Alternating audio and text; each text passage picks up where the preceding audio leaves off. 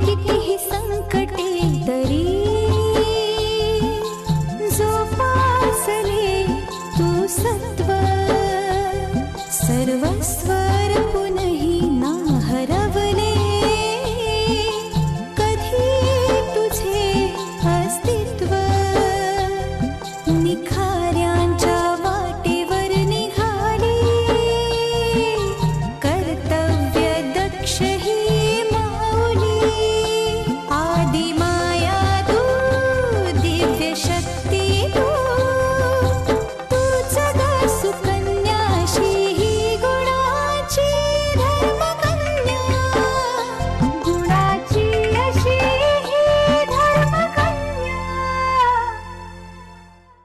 राधा, हे बघ, प्रत्येक माणसाच्या आयुष्यात सुखानंतर दुःख हे येतच असतं. आपल्याही वाट्याला येईल. पण मी तुला एक वचन देतो, आपल्या वाट्याला जेवढं सुख येईल ते आपण दोघांनी वाटून घ्यायचं. तुझं आडनाव सांगितलं होतंस फोनवर, पण मी विसरले. काय म्हणालीस? रेवती. रेवती शेवंतबाई वैजापूरकर साने. थोडं विचित्र वाटलं ना? ऍक्च्युली मी माझ्या बापाचं नाव लावत नाही. मी विचारू शकते का की का लावत नाही? कशाला? मी सांगते ना. माझा बाप विद्याधर साने. रणजित, दादाचा फोन येतोय. काय सांगू? काय सांगणार?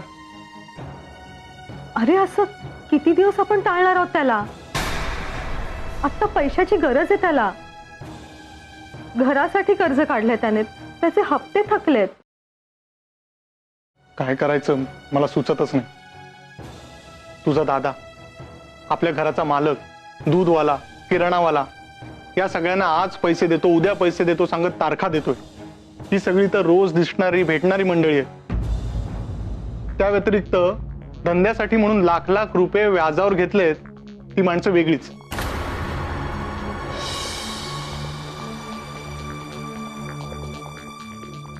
या सगळ्यांना कसं तोंड द्यायचं ना हेच कळत नाही. रेणू,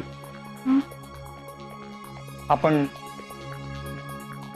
घरी जाऊन डॅडीना भेटूया का? रणजित,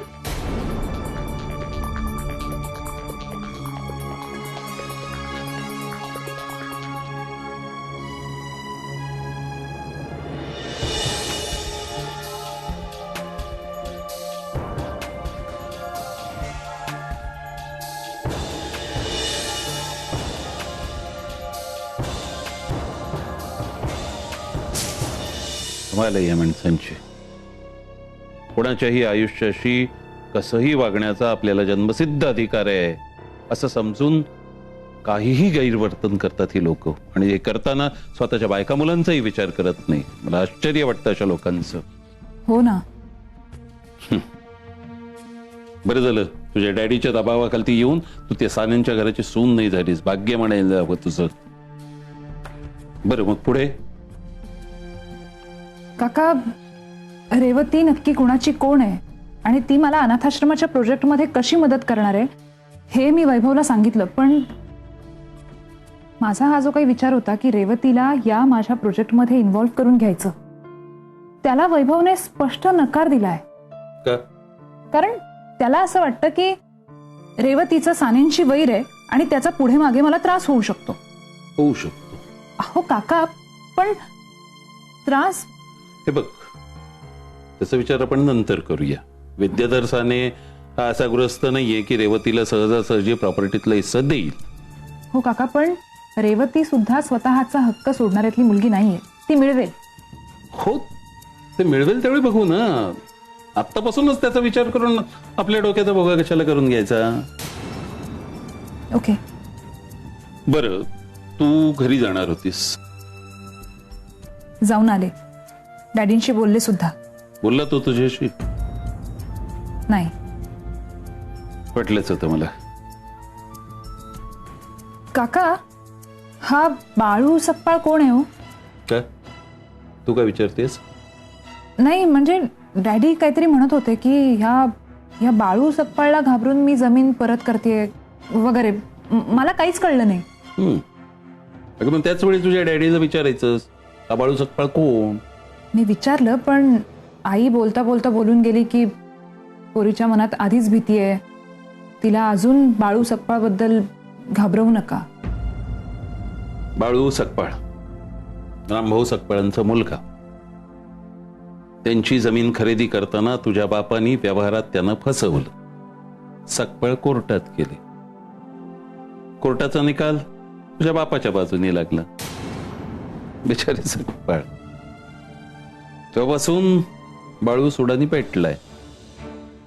त्याचा त्रास ज्यावेळी वाढायला लागला त्यावेळी तुझ्या बापानी स्वतःचं वजन वापरून त्याला वेड्यांच्या हॉस्पिटलमध्ये भरती केलं.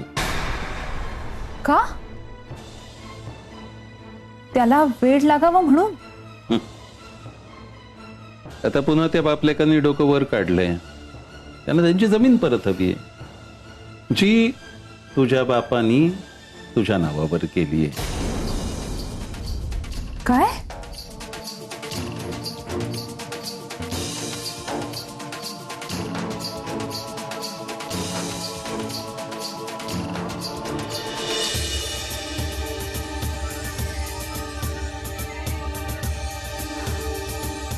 काय चाललेलं असतं ग फोनवर सारखं सारखं तुझं? हा, कंटाळ नाही का ग येत तुला? अगं मी टाइमपास करतेय का ग? आणि उगीच कुठल्याही कारणावरून बोलत जाऊ नकोस. बरं बाई, मी काय बोलणार तुला? तू आता मोठी झालीस आणि रेवती तुझी मुलीची जात आहे ना, हे तू विसरू नकोस.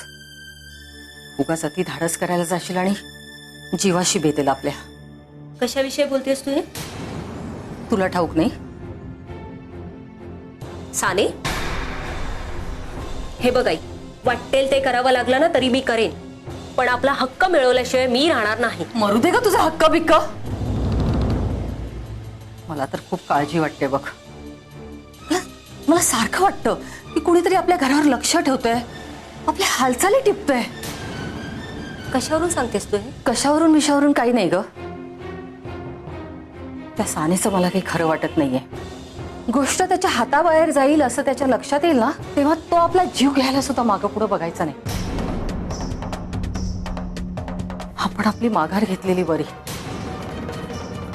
मग 4 पैसे गाठीशी आहेत माझ्या. तू सुद्धा चांगली शिकली सवरलेली आहेस. नोकरी बघ. म्हणजे आपल्या उदरनिर्वाहासाठी त्या सानेकडे आपल्याला हात पसरावं नाही लागणार. अगं मी त्याच्याकडे हात पसरत नाहीये. आपला हक्क हवाय मला. तुझा माझा आत्मसन्मान हवाय मला. पुन्हा तेच? हो तेच. आणि मला एक कळत नाहीये, तू त्या सानेला एवढं का घाबरतीयस? त्याच्या दंडेलशाहीला जशाच तसं उत्तर द्यायला हवंय आपण. आणि साने माझा बाप आहे हे याआधीच मी कोर्टात सिद्ध केलंय ना. मग आता आपल्या केसाला सुद्धा धक्का लावू शकणार नाही तो. आणि तसं जर त्याने केलं ना तर तो जाईल 12च्या भावात. आणि आई, या मॅटर्समध्ये कायदा सुद्धा महिलांच्या बाजूनेच असतो. तेव्हा तू अजिबात काळजी करू नकोस. आलेच मी.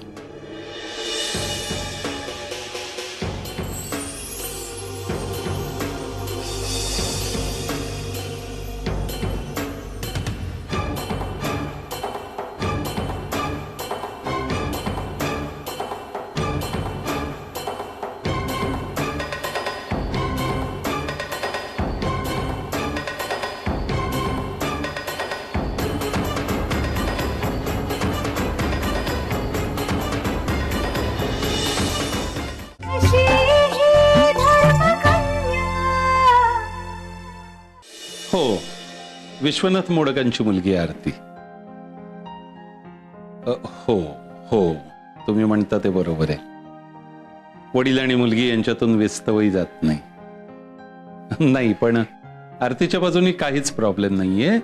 घोळ आहे तो सगळा विश्वनाथ मोडकांच्या बाजूने. आरती गुणी मुलगी आहे. तुम्हाला फोन अशासाठी केला होता देशपांडे साहेब, मागे मी आरतीच्या ट्रस्ट विषयी तुमच्याशी बोललो होतो बघा. हा, मग काय विचार केलात देशपांडे साहेब? हो हो, भेटूया ना, रविवारी भेटूया. हो हो हो, मी वेळ ठरवूनच येतो भेटायची. हो हो, चालेल चालेल चालेल. बरं, thank you, have a nice day.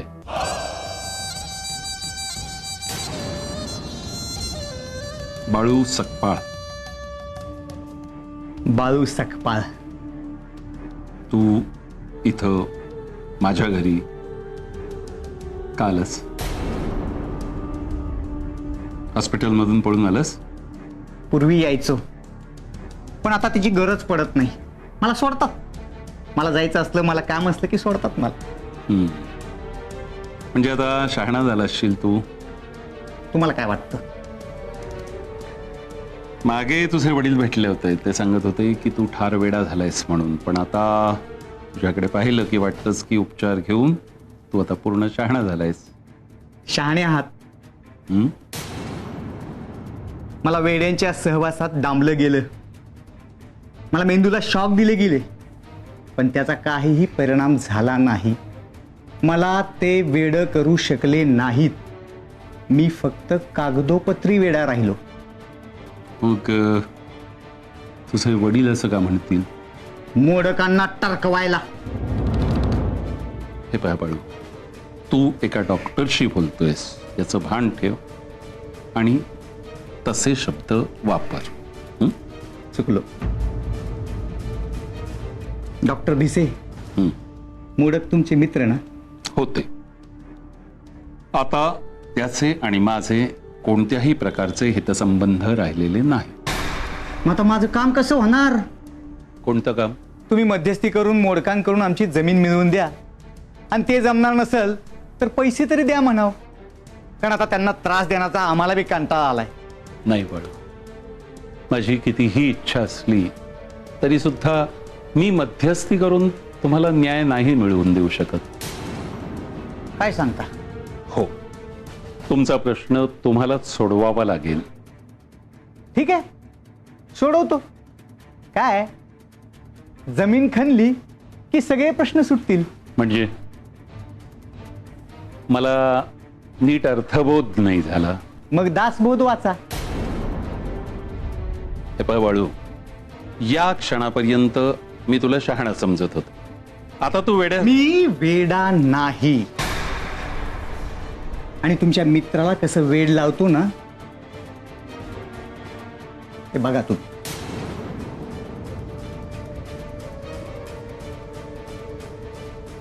कठीण आहे.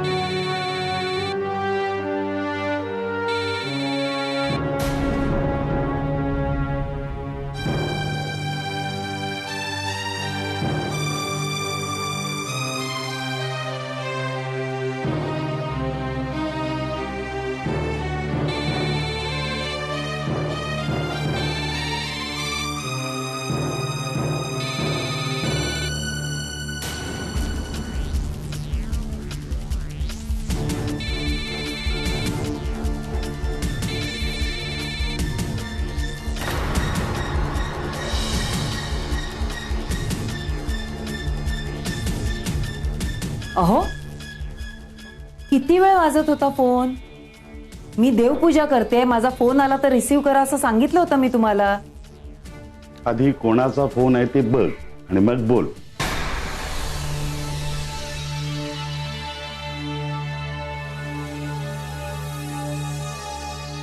अच्छा, आरतीचा फोन होता म्हणून घेतला नाही. अहो पण तिचा फोन उचलून तुझी आई देवपूजा करते, थोड्या वेळाने फोन कर असं सांगून ठेवू शकला असतात ना.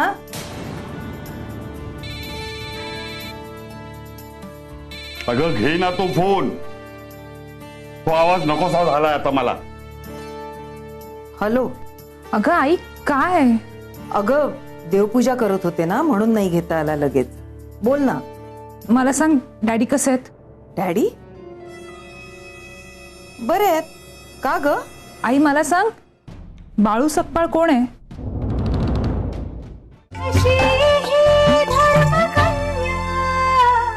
आई, काय? अगं देवपूजा करत होते ना म्हणून नाही घेता आला लगेच. बोल ना. मला सांग डॅडी कसे आहेत? डॅडी बरे आहेत. का ग? आई मला सांग बाळू सकपाळ कोण आहे? नाही, मी भिसे काकांना विचारलंय, त्यांनी मला सगळं खरं सांगितलंय. आई मला सांग हा माणूस डॅडींना त्रास देतोय ना? आरती खरं आहे ना? हे बघ आरती, बाळू सकपाळचा विचार करायची तुला काही गरज नाहीये. तुझ्या डॅडींचं तो काहीही बिघडवू शकणार नाहीये.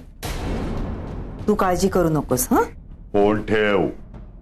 अहो फोन ठेव म्हणतोय ना मी. हॅलो आरती. मी ऐकलंय, ठेवते मी फोन.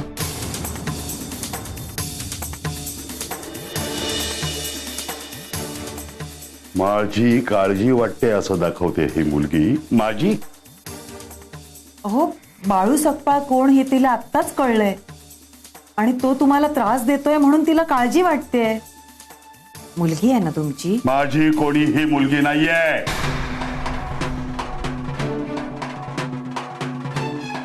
काळजी करते बापाची.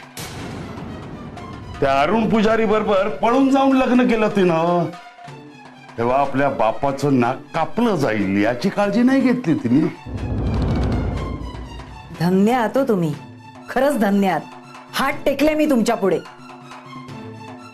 पोरीने मर्जीने ज्याच्या बरोबर लग्न केलं तो अरुण या जगात राहिलेला नाहीये, पण तुमचा राग मात्र अजून टिकू नये.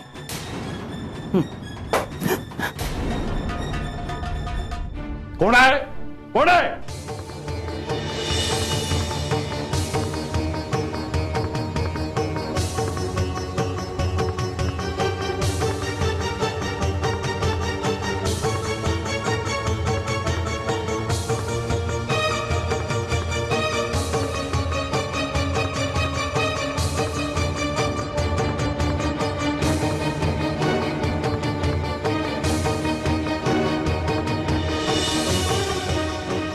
कोण होतं काही दिसलंच नाही.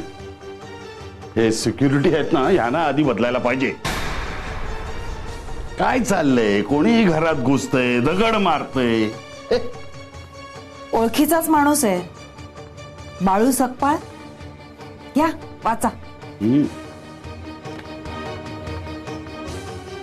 जमिनीत काय दडलंय जमिनीत, जमिनीत काय पुरलंय जमिनीत, शोध घेणार, तुला पोचवणार.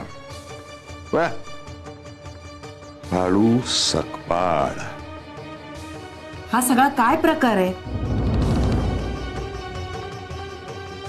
याचा शोध आता घ्यावाच लागेल.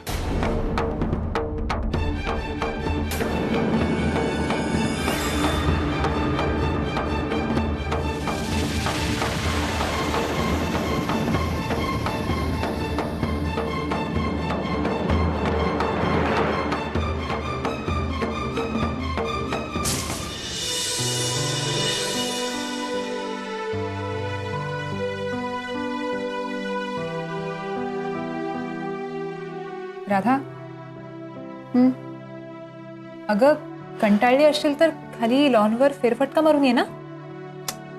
एकटी कुठे जाऊ? तू येतेस? नाही ग, मला खूप कामं पडली आहेत. आम्ही रिकाम टेकडे. असं कुठे म्हटलं मी? वंस वंस काय? अगं खरंच, जर तुला कंटाळा आला असेल तर वैभवकडे जाऊन ये. ए नको नको. अगं लग्न ठरलं म्हणून काय होणाऱ्या नवऱ्याच्या घरी सारखं सारखं जायचं? तसे आपले संस्कार नाही. अगं लोक नावं ठेवतात, शिवाय सारखी सारखी पाठी पाठी फिरते म्हणून नवरा सुद्धा गृहीत धरायला लागतो ते वेगळं. बरंच कळतं ग तुला. मग वाटलं काय तुला?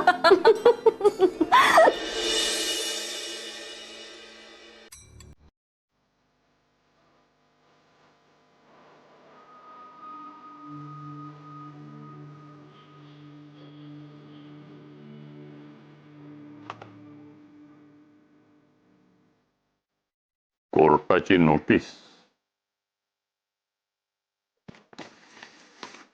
शेवटी कार्टीनं डाव साधला म्हणायचा. कोर्टाची नोटीस पाठवली.